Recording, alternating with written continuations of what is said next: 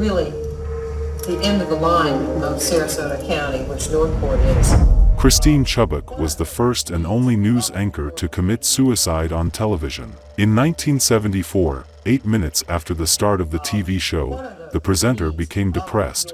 We reported the police's latest news, the latest bloody murders and colorful lives. Now you're going to see another one, she said, and then she took out her pistol, put it to her head, and fired it. The woman died in front of those who watched her on her screens. Robert Williams was the first person to be killed by a robot.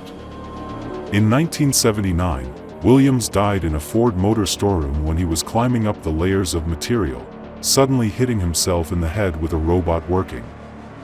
The second death took place in Kawasaki in 1981.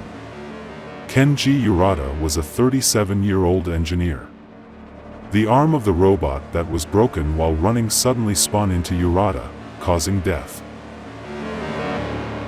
Actor Vic Morrow died on set during the filming of The Twilight Zone. During a helicopter explosion scene, a flying propeller decapitated the actor, causing his death. 2 child actors also died as a result.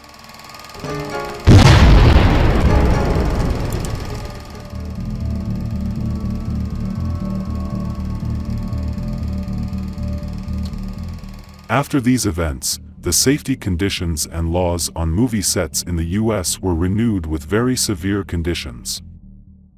This contest is an heavyweight contest of 6 5-minute rounds. British wrestler Kirk, nicknamed King Kong, suffered a heart attack in 1987 while trying to belly splash the final match, which was to jump and land on his opponent.